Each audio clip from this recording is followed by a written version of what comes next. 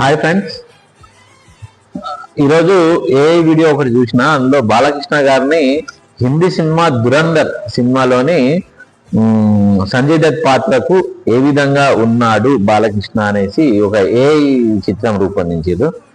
నాకైతే అది సూపర్ గా అనిపించింది అనమాట. హిందీలోనే సంజయ్ దత్ గారి పాత్ర, తన నటన ఎక్సలెంట్ గా ఉంది. అదే బాలకృష్ణ గారు అయితే ఇంకా చెప్పనవసరం లేదు. ఆ యాక్టింగ్ ఆ విధంగా ఉంటది అనమాట.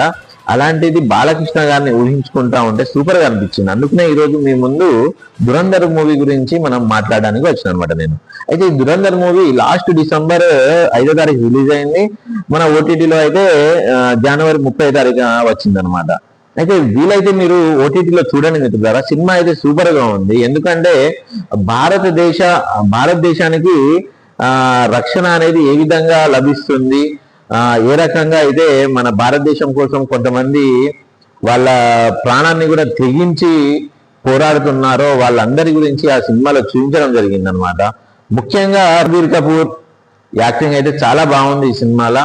అలాగే సంజయ్ దత్ కానీ ఇంకెవరెవరో ఇంకా మంచి యాక్టర్స్, మంచి నటీనటులే ఉన్నారు ఈ సినిమాలో.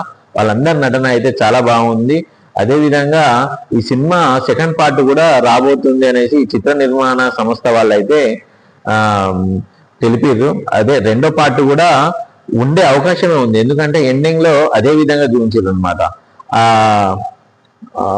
ఇండియా నుంచి వెళ్ళిన రా ఏజెంట్ అక్కడ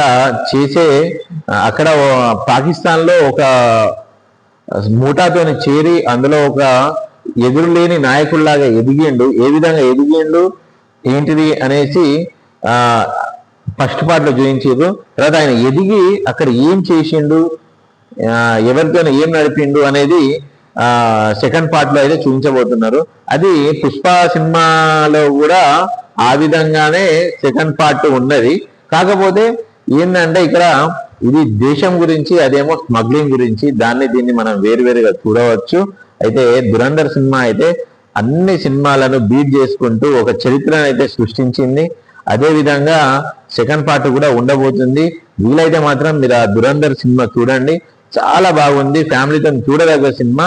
రాబోయే తరానికి అయితే ఒక ఇన్స్పైర్ గా ఉండబోయే సినిమా ఇది అనేసి నేనైతే బలంగా నమ్ముతున్నా. నాకైతే అర్థమైంది అదే. ఒకవేళ ఆ సినిమాని చూసి ఉంటే మీకేమనిపించింది, ఆ సినిమా ఎలా ఉందో కామెంట్లో అయితే తెలపడం మర్చిపోకండి మిత్రులారా. ఎందుకంటే మీరు ఇచ్చే లైక్, మీరు ఇచ్చే కామెంట్ అవే నాకు ఇంకా వీడియోలు చేయడానికి ఒక బూస్ట్ గా పనిచేస్తాయి. కాబట్టి మర్చిపోకండి మిత్రులారా. ఓకేనా? Thank you.